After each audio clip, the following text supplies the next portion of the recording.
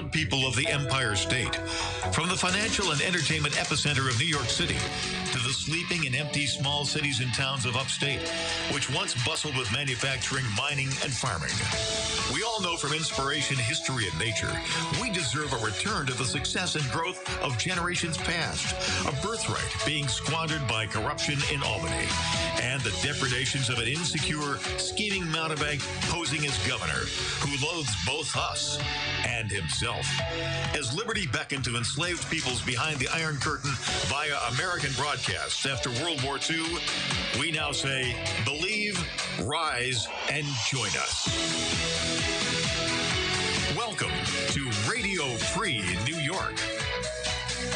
Hey guys, welcome to Radio Free New York. I'm your host, Andrew Hollister, and today I've got Kevin here in studios with me.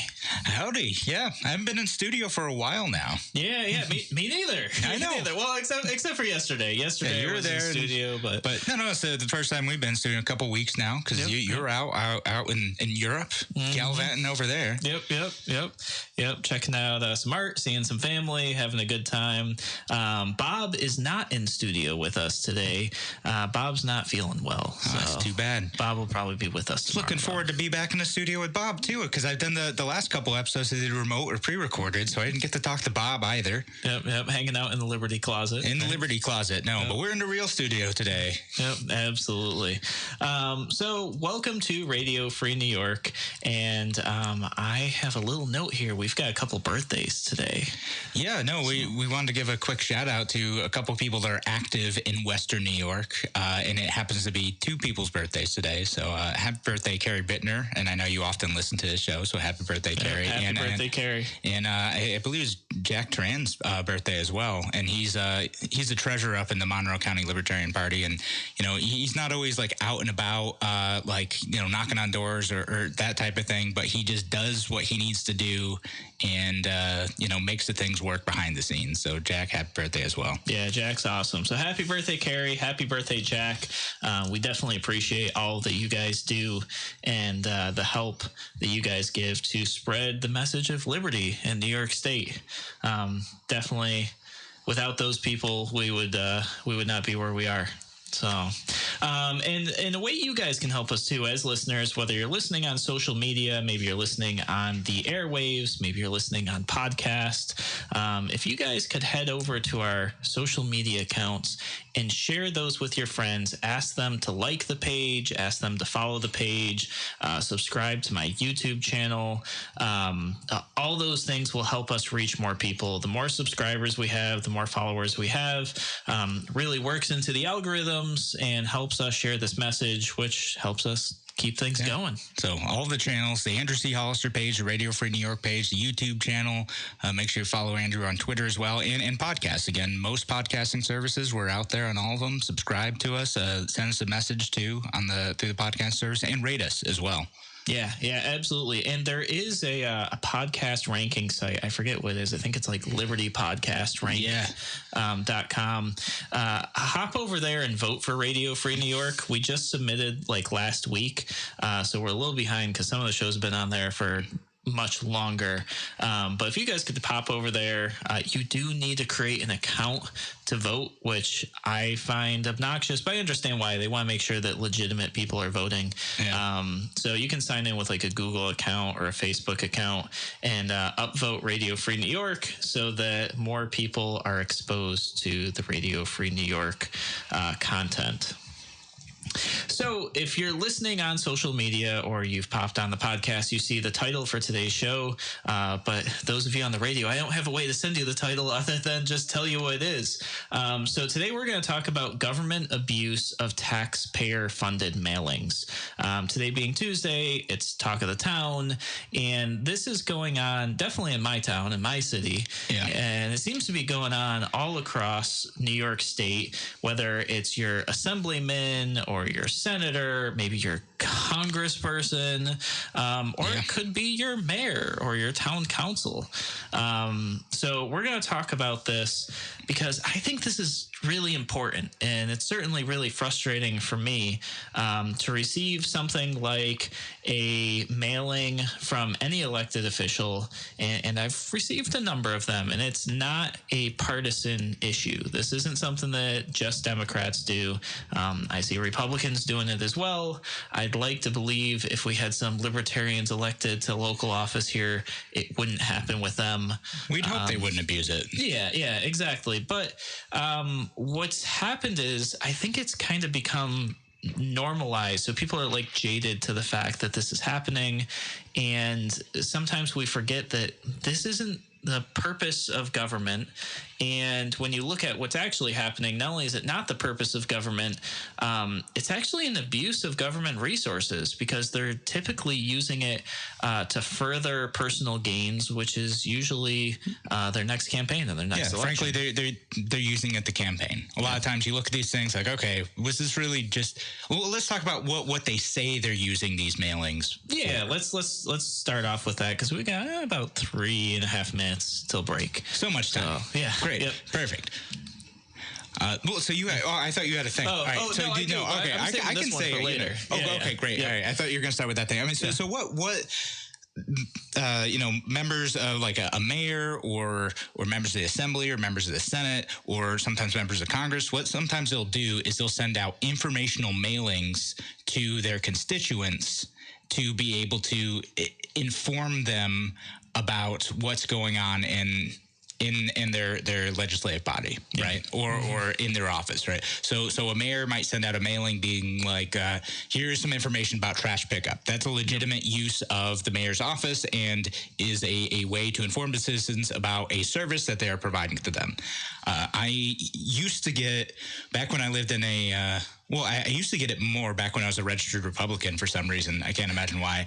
But I used to get more letters from my state senators saying like, oh, we're doing a recycling program for electronics or, we're doing, some sort of coffee event or whatever.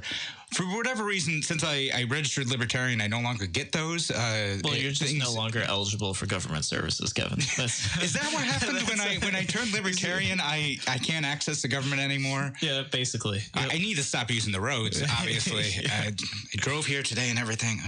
Don't tell anyone, guys. Don't worry. Oh, great. That did happen to me. Like when I was driving through Canada, when I drove through Toronto, I just drove down this road. I had no idea it was a toll road, and suddenly, like 4 months later, I got a bill and it was like, you owe $30 to the government of Ontario, and I'm like, what? Yeah, it's actually so. Usually once a year, and I know this is like off topic, but who cares? Yeah. Once a year, I go to Canada for a camping trip in Algonquin Park. Very cool place. It's called Camp Pathfinder. It's actually a boys' canoeing camp, but once a year they open it up to families.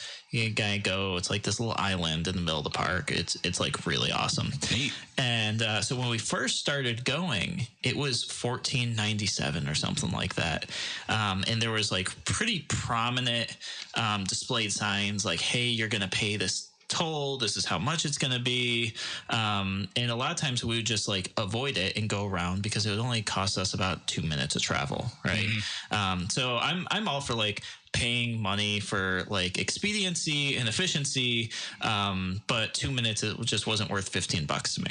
Makes sense. So then as time has gone on, they've kind of like removed the signage or made it less prominent. They don't tell you how much it is. They just say toll road ahead, and not like anything that's like you're now entering the toll road. And it's just like you happen to drive under a camera and they take a picture of your license plate. Yeah, and you get a bill. So the last time we went, it was so obscure we didn't even realize we were on the toll road. Like it was like really unclear. And so the person who was driving, because we always carpool, was like, "Hey, yeah, I got a bill for the toll road." I'm like, "Oh yeah, that's fine. Like we'll split up the cost. How much was it? $67. Oof. And we're all not on there for 2 exits. Like, yeah, that's a lot. So it's.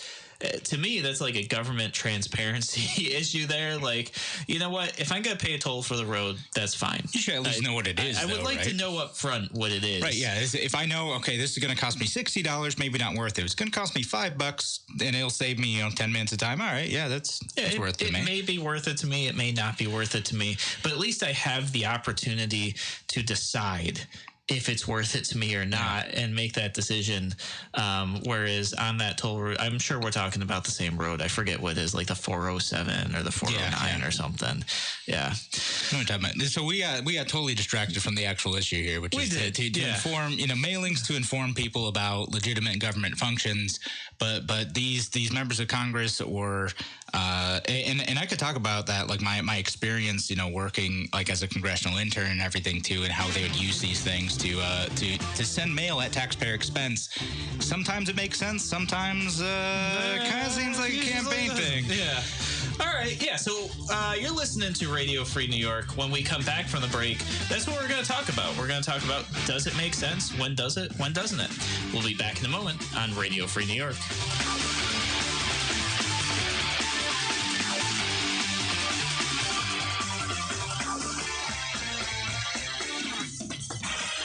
Your business relies on computers and technology to operate. Slow, unreliable networks and servers can cause unplanned downtime and affect your bottom line. The experts at Simple Tech Innovations are here to help. Their preventative maintenance program ensures that your computers and network are kept up to date and monitored for any issues, keeping your business running smoothly. They also help clients achieve HIPAA, PCI, and New York State cybersecurity compliance to keep your network safe and secure. Whatever your business IT needs are, Simple Tech Innovations should be your first call. They've won the best in Rochester 8 years in a row and have an A+ Better Business Bureau rating. Call them today for a free consultation at 585-200-3182. That's 585-200-3182. Simple Tech Innovations. If you're looking to market and grow your business, make new business connections, and give back to the community in a meaningful way, consider joining the Greece Regional Chamber of Commerce. We're the largest suburban chamber in Monroe County, and we offer networking, education, marketing, insurance, and advocacy. You do not need to live or work in Greece to join. Our members come from throughout the region. In short, we're better together, and together, we're moving business forward. Visit greecechamber.org or call 585-227-7272 to join today. Tom Walls started in 1955. Since then, America has been through wars, natural disasters, and economic highs and lows. Rochester companies have had their ups and downs, but one constant, Tom Walls. Tom Walls has stood the test of time.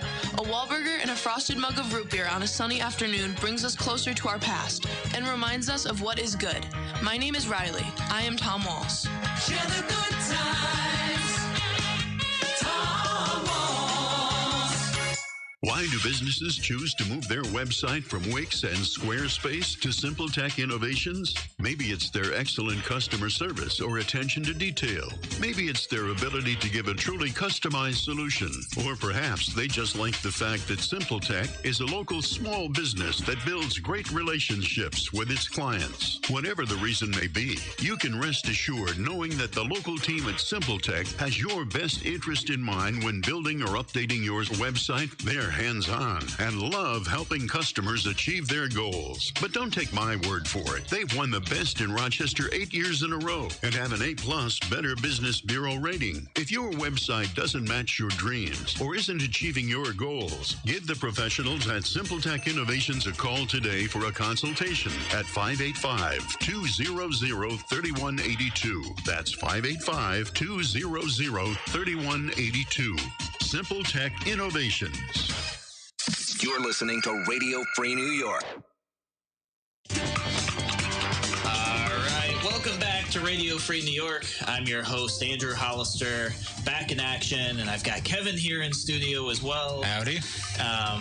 And it's just good to be back. For it's sure. Like getting the band back together. Absolutely. So we're just talking about government misuse of mailings. That's the topic for today. I'm sure as we talk about it, we'll probably end up talking more about government misuse of just about anything as we get through this. But Kevin, you've got a little bit of experience in congressperson's office. I was an intern for a congressman once, and way back, it was like almost 10 years ago now. But they used to do these things called 499s, right? And what 499s were is you would send out 499 pieces of mail. They'd be identical, and they would be sent out to constituents. Why $4.99? Because members of the U.S. House of Representatives are able to send out mail under their signature instead of paying for it as a franking privilege. So they're able to send out as long as it's under 500 pieces. As long as it's under 500 pieces. Yep. Exactly. So they have a limited amount of funds that they can spend on this, but they do have funds that they're able to send out mail to keep their constituents informed of what they're doing. So maybe sometimes you get pieces from Tom Reed or Joe Morelli or whoever you are if you're in the Western New York area, or John Katko. And that's what they're doing. They're usually sending them out $499 at a time because that's below 500 and that's allowed.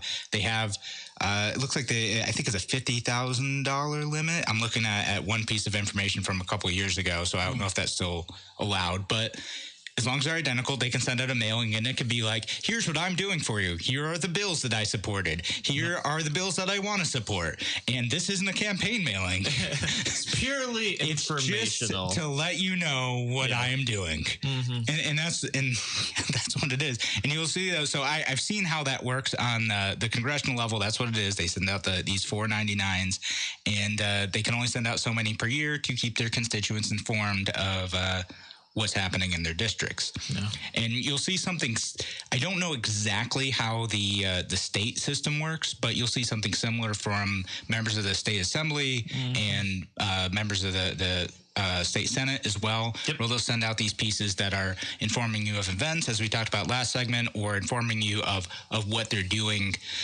which is interesting because, again, I mentioned that since I switched from being a Republican to a Libertarian, I no longer get those for some reason. Yeah. And we have a Democratic assemblyman where I live, and it's always my wife who gets those pieces from the Democratic assemblyman because she is registered Democrat.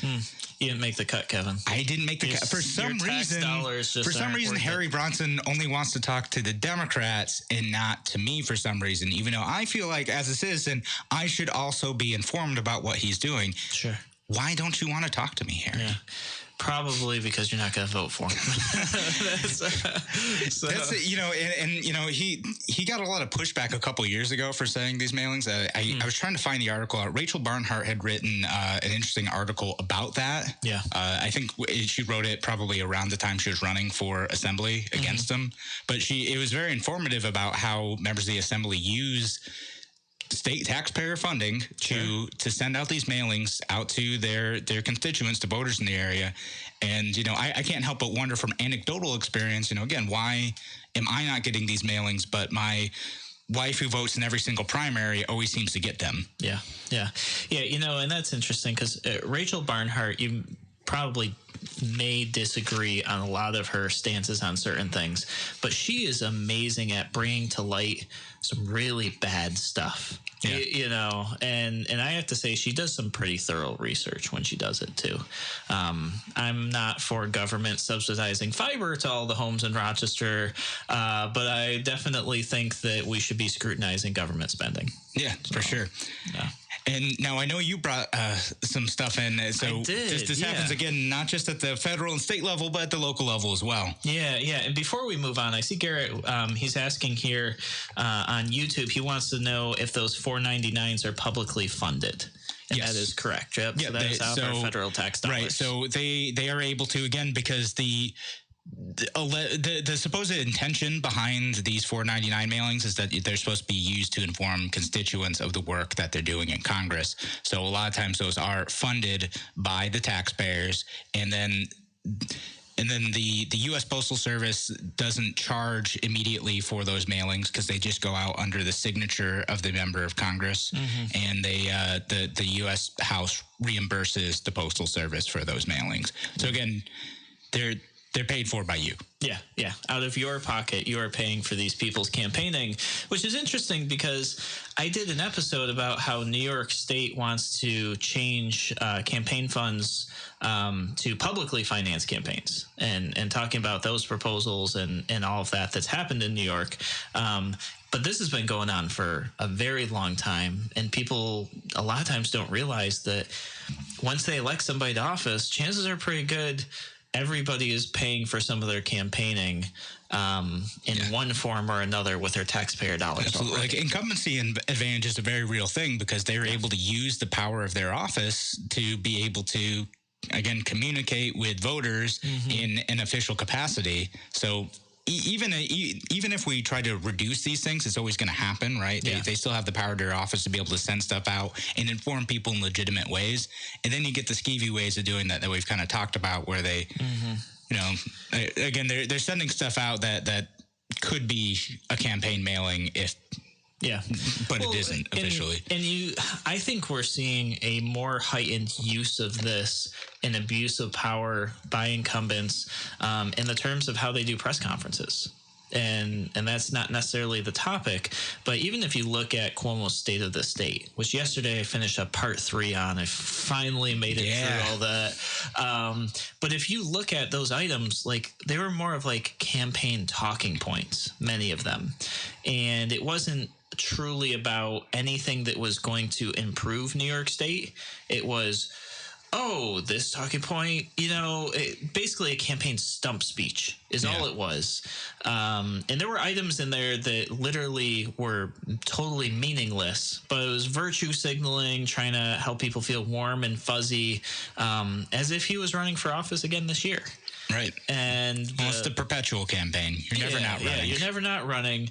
And when I see with these press conferences that keep coming up, and I see them often with members of Congress too, is they call these press conferences, and because they're in the position of incumbency and authority, the media comes and listens to them. Right. Whereas their opponents, they call a press conference, and you as an elected official, you could be like, I'm doing a press conference on what's going on with the water authority, and then the whole time you talk about alt-right extremism. Yeah, you can talk about whatever you want, and it'll end up getting covered. Yep. No, I know. Whereas your opponent could be like, hey, I want to talk about abuse and government power, and nobody shows up. Right. And I know, like, sometimes we try to do that during the campaigns, like when you and Larry were running, and like, all right, we have this room full of like 50, 75, 100 people.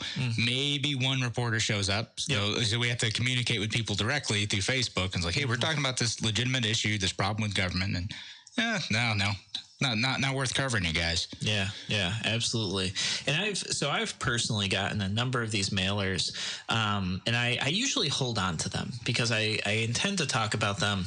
Of course, I think before I left for vacation, I was like cleaning stuff up, and I had one from Jamie Romeo that I don't have anymore, but it was a perfect example. And I do have one here, but I'm going to save it for the next segment because it's a little lengthy and I want to share it with you guys. But I opened this up, full color mailer with photos, professionally designed. What was it, a card or was it? It was almost like a magazine. I mean, it was like no expense was scrutinized on this document. It was a 2-page, 8.5 by 11. So you could open it up, and there were just constant pictures of her with children, with elderly people, saying like, these are the things I'm fighting for in Albany, and these are this and that. And it was all campaign stuff, all of it. Yeah. No part of it informed me as a constituent about anything like relevant or necessary to my constituency. Yeah. And I always grab those things too. I'm like, okay, is it paid for by friends of whoever? No, it came straight from the New York Assembly. Yeah. And I was... She's thinking of... there's rumors that she's going to run for clerk, right? So maybe. Could be. Yeah. And so I was pretty upset by that, which is one of the things that spurred this conversation. But we're going to take a break here. When we come back, we're going to talk about an even more localized office and mailings being used to fight arguments at the taxpayer expense. So we're going to talk more about that in a moment when we come back on Radio Free New York.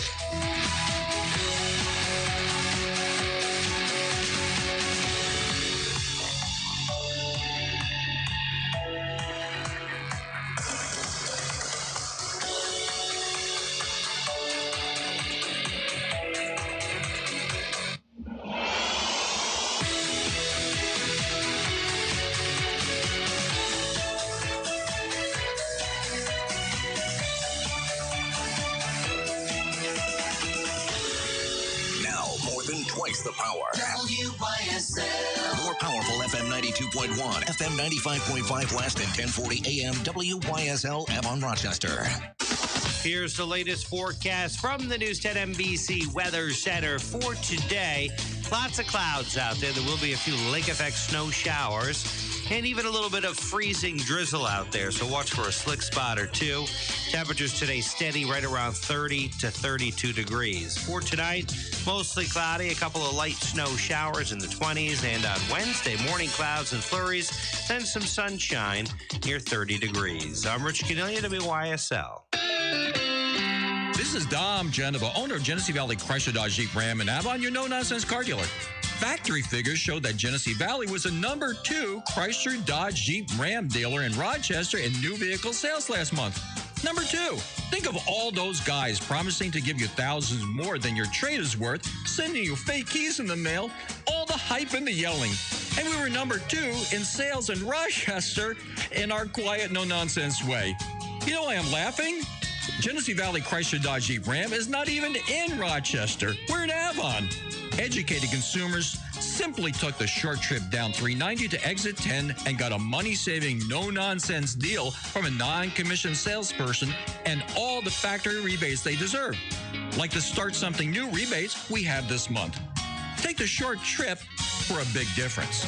Genesee Valley. Exit 10, Route 390 in Avon. GeneseeValley.com. Why do businesses choose to move their website from Wix and Squarespace to SimpleTech Innovations? Maybe it's their excellent customer service or attention to detail. Maybe it's their ability to give a truly customized solution. Or perhaps they just like the fact that SimpleTech is a local small business that builds great relationships with its clients. Whatever the reason may be, you can rest assured knowing that the local team at SimpleTech has your best interest in mind when building or updating your website. They're hands-on and love helping customers achieve their goals. But don't take my word for it. They've won the best in Rochester 8 years in a row and have an A+ Better Business Bureau rating. If your website doesn't match your dreams or isn't achieving your goals, give the professionals at SimpleTech Innovations a call today for a consultation at 585-200-3182. That's 585-200-3182. SimpleTech Innovations. Your business is the most valuable asset you own, and you are the linchpin that holds the family business together. Will the next generation be ready? Business value can be lost when the business passes to the next owner. I'm Alan Ginsberg of the A.M. Ginsberg Advisory Group, and I've seen the results of poor planning, family disputes, and a shortage of capital when it comes time for a business transition.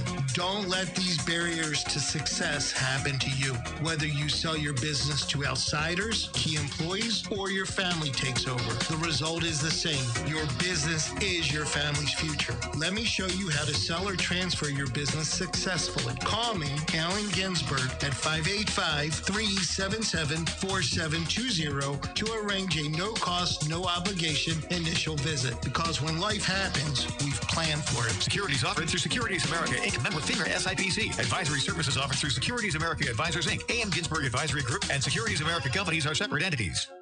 When it's colder inside your house than it is outside, don't just put on another sweater. Honey, we need help. Call Taylor at 500-HELP. Did the temperature drop and your furnace just stopped? Honey, we need help. Call Taylor at 500-HELP. Taylor is always on call to help, so when a heating emergency happens any time of the day or night, honey, we need help. You know what to do. Call Taylor. 500-HELP. Fiorella, a family-owned farm-to-table Italian restaurant with casual atmosphere at the newly renovated Rochester Public Market. Fiorella offers wood-fired, old-world-style pizza with naturally leavened dough, house-made fresh pasta, desserts, and gelato. Enjoy craft beers, imported Italian and New York State wines. Open Wednesday through Saturday for lunch and dinner. Wednesday evenings enjoy no corkage fee. And Thursday is gnocchi night. Call 434-5705 for reservations. View the menu on the web. restaurantfiorella.com. Avon Gun and Hunting Supply, a locally owned and operated gun shop specializing in pre-owned firearms and repairs. Get your rifle, shotgun, or pistol serviced and tuned before you take it to the field. Open Tuesday through Saturday, Sunday and Monday by appointment. Avon Gun, East Main Street, next to the Bank of Castile. Don't miss the Sand spot. Show and sale at the Riverside Convention Center. Over 300 boats pre-season priced with 10 dealers competing for your business. Large dealer inventories and manufacturers are offering great rebates, discounts, and longer warranties this Thursday through Sunday. Go to RochesterBoatShow.com. You're listening to Radio Free New York. All right, welcome back to Radio Free New York. I'm your host, Andrew Hollister. I've got Kevin in here. We're doing our Talk of the Town, and we're talking about government misusing funds for mailings. Yeah. And I guess we could start off with a basic question, which is, when is it okay for government to do mailings anyways? This is money coming out of our pockets. When is appropriate? What do you think, Kevin? And you guys in the comments too, feel free to comment in. If you've received a government mailing from an elected official that seems more like campaign literature than informing you, feel free to post that in the comment. Yeah, send a picture if you got it too, or just a description. That's fine. We love to read them on air. Look for these things. But yeah, I mean, my knee-jerk response is mailings are theft, but mailings are theft. Don't use my money to tell me what I can look up on the internet, man. So that's my knee-jerk reaction. I don't know, maybe there's some legitimate use of that, but I think rarely have I gotten a mailing where I'm like, oh, I feel better informed and better connected to my elected official because of this. Yeah. So things that come to my mind is use of government mailings that are acceptable, right? Your tax bill and a receipt for your tax bill. Oh, okay? sure. That seems okay to me. Your water bill, whether or not government should be providing you with water or not is a different story for another day. But for now, that's how it is. Right. I'd given the example of the city of Rochester sends out the garbage schedule, right? So they send out a brochure every year. They'll say, these are the days when pickup happens in your neighborhood. And if this is the garbage you're able to put out. This is the stuff that you need to take to a recycling center. Don't leave out big jugs of chemicals. That's not allowed, but you can take those to this other place, stuff like that, right? And so city puts that out, county puts that information out too, and so basic notices that everybody should receive, right? I think once you start targeting a certain demographic and you start creating messaging and stuff like that, starting to feel like illegitimate use to me. Yeah, right. It's again, most of the examples I've seen from Congress, they kind of look like that, right? If you're only sending them out to 499 people at a time, if it's something worth saying, it's something worth saying to everyone. I think that's appropriate. You need to find a better way to get that out, and I don't think that's a good use of taxpayer money at any level of government to just brag about what you're doing. Yeah.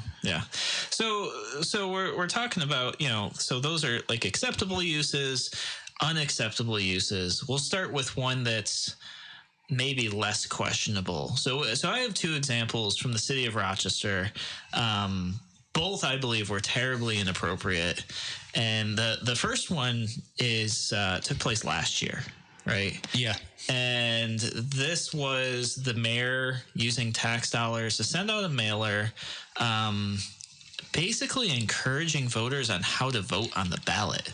Yeah, so this was a letter that went out in July of 2019. It was written on city letterhead, sent in a city envelope, and it was about an educational. It was basically about having the state take over Rochester schools. Is for a referendum. Yep. And the mayor said that it was a letter to just inform voters about the nature of the referendum, but when you read the letter, it's very clearly meant biased. It's meant to be a persuasive letter. It lays out all the problems with the city school district, and it makes a soft case for why the state or there should be some state action on the part of the Rochester City School District. Yeah. So, and it has our children, our future thing on it. But it has all the official city insignias on it as well. Yeah. So it certainly became or appeared to be an official government letter sent from an elected official in a government entity, city government. And there were some major issues with this. I mean, it ended up there was a court case over it. Yeah. And so there's an official complaint filed about it, that she was essentially using her office to promote a political position. Yep. And what ended up happening is that in August, her campaign committee ended up recording the expenditure and reimbursed the city for it to the tune of $10,557. Yep. So they kind of got caught, and they're like, all right, well, if we just give the money, then that's fine. And that's kind of really the last I've heard of it. Mm-hmm. And this is, and not to switch this in the direction of the mayor, but this isn't the first time something like this has happened with her campaign funds. They had the issue with the commingling of funds of a PAC and her campaign, and the reimbursing back and forth in the same PayPal account. But this I don't believe is that at all. I believe that this was, I'm sending this letter out as an elected official. Oh, I got caught. Looks like the court's going to rule this way. I'm just going to have my campaign reimburse it. Right. And her spokesperson had said that they were not conceding any wrongdoing. It was, quote, to remove the issue from the table and keep the focus on where it belongs, the need for a total reset of the RCSD to provide our children with the education they deserve. Yeah. And you know, the mayor technically doesn't have any power over the Rochester City School District, but she signs the budget every year that hands the money over to him. Yeah, right. So, you know, trying to shift around, you know, everybody's got a piece of that. But there's a more... Oh, and you know who filed the complaints? Just because this is going to come up, it was Jose. Yeah. And Rachel Barnhart. Yeah. So Jose Pio is actually a newly elected city council in the city of Rochester. And she actually sent a mailing out about him. Yeah, tell us about it. Really recently, like, I have it here. I received this mailing. Actually, all the mailings we've talked about today, I have received. I just couldn't find all of them. But this one I still had, because I was like, there's no way I'm going to lose this one. So this is dated January 8th, so about 20 days ago. And this has city letterhead on it. Lovely A. Warren as the mayor, signed as her as the mayor. And there's no information in this letter that should be disseminated to taxpayers, I don't think. So I'll give you guys a little bit of background. The background on this is there's a parcel in Charlotte that there has been a request for a proposal put out, and essentially there was this call. We got this weird letter from what looked like A All the Way LLC, which, for those of you who follow politics a lot, that is like the Democratic mantra, vote A all the way. It's like their tagline. So it looked weird. Don't think about voting, just vote. Yeah. Vote A. So I actually thought we were receiving like marketing material from the Democratic Party. Turns out this is like a real estate organization who put together a meeting for a developer for Parcel 1 in Charlotte. It was really weird. There's no record of this company's existence anywhere else except for like their creation in this letter that went out to us, asking the people of Charlotte to come and talk with this developer about what is going to be built on Parcel 1. Kind of setting the stage. The way things went, so I wasn't there at the meeting personally. Jose was, and my wife was. And when my wife came back, she told me about this meeting and how they had like no materials for anybody. They were just basically kind of telling them, we know what Charlotte wants, and it's this. And this is what you're getting. And the people are like, well, what do you mean? Like, it was this like really weird thing, which Charlotte's kind of been used to having an active like role in like saying what they want in development projects. Like they had the whole charrette process. So it was kind of this really weird experience, and basically was misleading to the people that some of this stuff was already said and done, and that they had no say in it. And so Jose, who has been very active in the Charlotte Community Association, basically wrote an op-ed for the association upon their request, outlining his experience and how that whole process went. and people got upset, which I believe they should have, based on what I've heard from two separate individual accounts. One of those people I'm married to and trust pretty much, pretty well, you know. So with that being said, this op-ed was published, and the mayor decided that she was going to respond with her own letter about this, and what to me is pretty unprofessional, but also has no place in use for taxpayer funds. Yeah. So we're going to take our break. When we come back from the break, I'm going to read to you guys portions of this letter, and I'll let you guys decide if your taxpayer dollars should or should have paid for this mailer to go out. We'll be back in a moment on Radio Free New York.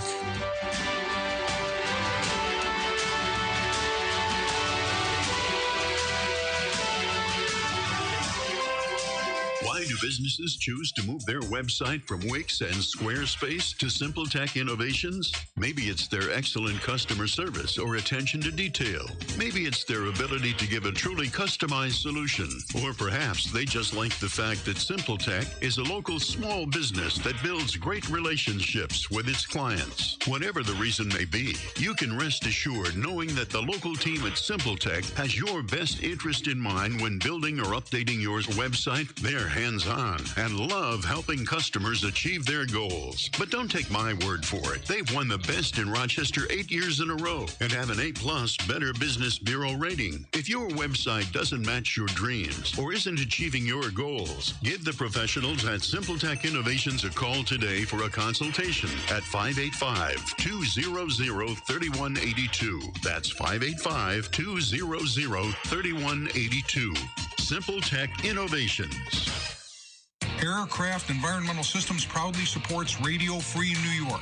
Rochester-based leaders in climate simulation chambers for America's R&D laboratories. We're experts in troubleshooting, calibrations, custom designs, and consulting for more than 40 years. Industry pioneers, we created the first ever fleet of temperature, humidity, and altitude test chambers available to rent coast to coast. Trained and trusted by environmental chamber manufacturers, we are ACES. Find us at acesinc.com. Human trafficking is when someone is being forced, tricked, or coerced to engage in a sex trade or forced labor. If you're a kid and forced to sell sex, drugs, or work against your will, that's trafficking. You're not a criminal, and there is help available. Call the National Human Trafficking Hotline at 888-373-7888 or text Be Free. Sponsored by the Livingston County Safe Harbors Human Trafficking Task Force. Your business relies on computers and technology to operate. Slow, unreliable networks and servers can cause unplanned downtime and affect your bottom line. The experts at SimpleTech Innovations are here to help. Their preventative maintenance program ensures that your computers and network are kept up to date and monitored for any issues, keeping your business running smoothly. They also help clients achieve HIPAA, PCI, and New York State cybersecurity compliance to keep your network safe and secure. Whatever your business IT needs are, SimpleTech Innovations should be your first call. They've won the best in Rochester 8 years in a row and have an A+ Better Business Bureau rating. Call them today for a free consultation at 585-200-3182. That's 585-200-3182. SimpleTech Innovations. Radio Free New York. All right, we are back here on Radio Free New York. I'm your host, Andrew Hollister. I've got Kevin here in studio. Hello. And as promised, I have a letter from the mayor of Rochester dated January 8th of this year. I'm just going to share this with you guys. I figure it'll take me about 3 minutes to read this. Hopefully I won't stumble too much. I don't like reading stuff on air. You're in the wrong business, Andrew. Yeah. Bob always tells me it's hard to read things on air. He's 100% right. All right. So, dear resident of Charlotte, first I would like to extend my sincerest best wishes for a happy and successful new year to you and your loved ones. I know that together we can continue to build on our city's successes and make belief real for all who live in our community. I think that might be it. typo, actually. As we start 2020, I look forward to working with you, the Charlotte Community Association, and Jose Peo, your newly elected city council person. In this spirit, I believe it is important to address issues in an honest and straightforward manner. Recently, in a community association newsletter, Mr. Peo shared false information regarding the potential development of Parcel 1 in Charlotte, which is unfortunate because Mr. Peo knows that these assertions are simply a lie. I'm just going to stop there, and that's, I'm going to keep going, but yeah, that's the spicy bit right there. This is kind of, this is a taxpayer funded letter, so it already feels inappropriate to me. Yeah. It feels inappropriate. So I'll continue on here. I want you to know Mr. Peo is either unaware of how the request for proposals RFP process works or wants to wrongfully steer the project to his chosen developer. I hope to help him understand the developer selection process as he becomes acclimated with his new role. The city issued an RFP in November of 2019 seeking proposals for the potential development of Parcel 1, which is along Lake Avenue across from Mr. Dominic's restaurant. This RFP was sent to nearly 300 potential developers. Any firm seeking to develop the site is welcome to submit a proposal, which will then be reviewed by the city's Development of Neighborhood and Business Development. After a fair and impartial review of all proposals, NBD will make a recommendation to my office that aligns with the criteria set forth in the RFP, which took into consideration the design and community input sessions conducted by the Community Design Center. After the recommendation is received, I will then determine if that proposal should be submitted to City Council, including Mr. Peo, for review and approval. This public process has worked well for our city. I'm going to interject my own opinions here. It has not worked well for the city.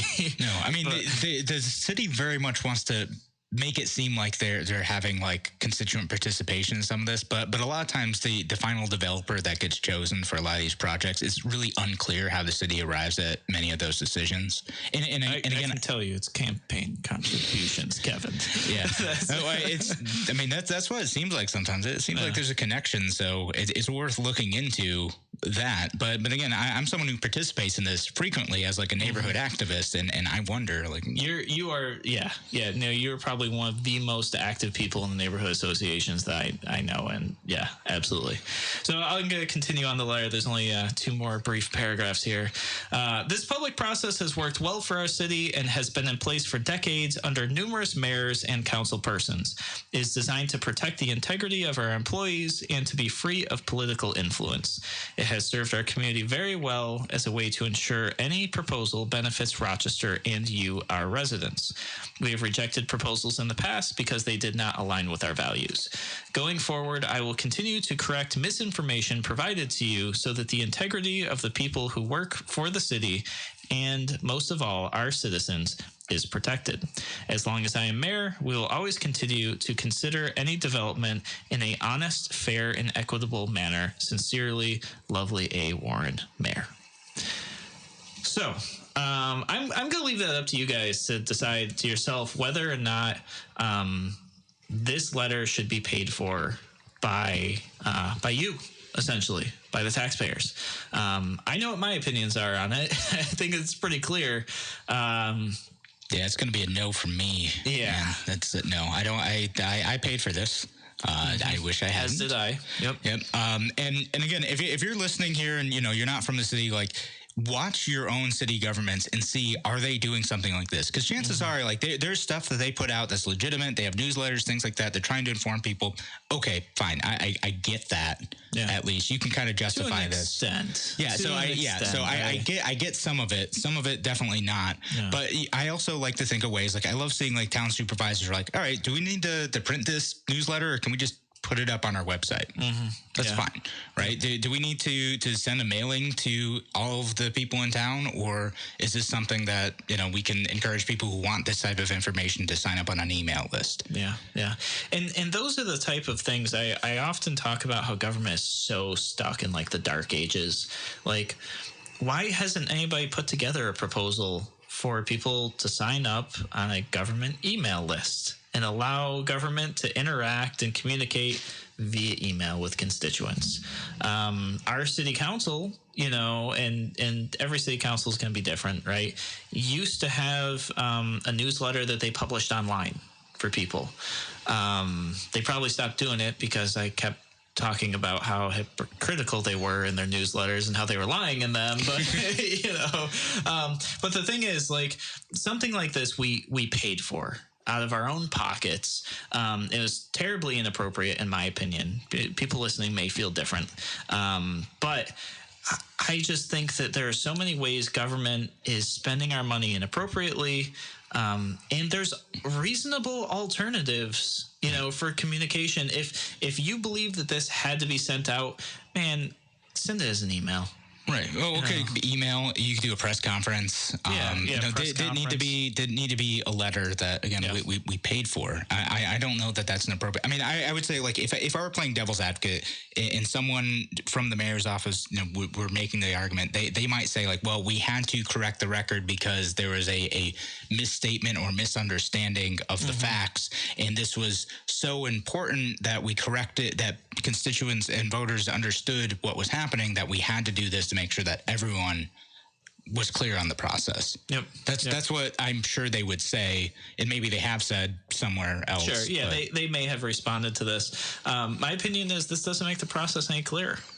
It looks like, this to me feels like my feelings were hurt and I need to lash out about it. This letter, if it was going to be informative, could have been, there's been confusion about this process. This is how it works. Yeah. If there's any questions, call my office. If they had at least left out the part where you're calling a new city council person a liar. Yeah, and then later say how maybe he just doesn't understand, so you're trying to make him out to a liar and incompetent, and like discredit the guy before he even starts. You didn't even need to mention the city council person's name. You could just said, hey, there's some misunderstanding in the Charlotte Community Association newsletter, and I want to correct the record on this. Like, you could have at least said that. At least it would have looked less personal and less political had she done that. Yep. But at the bottom it says it's keeping politics out of it. Yeah. Oh, goodness. Yeah. Oh, of course. So this is a disclaimer in there, at least, and trying to keep, the employees and everything free of political influence. Yeah. And to be clear to everyone, this isn't something that's exclusive to Rochester. Again, this is happening all over the place all the time. Your politicians are using taxpayer money to be able to further their personal political interests. And that's something I think at every level of government we need to examine, and making sure they're not using the powers of government to be able to do that. Yeah.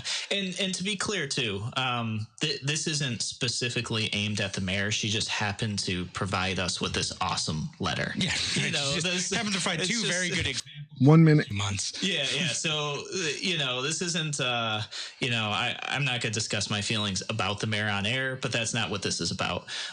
This is about specifically the use of government funds for a mailing like this that happens to be a really good example about, today's topic. So that's it. That's what we have here for Talk of the Town Tuesday. As you guys know, tomorrow is going to be White House Wednesday, where we're going to talk about national issues. Maybe we'll have a national candidate to interview. You guys will get to find out tomorrow on Radio Free New York.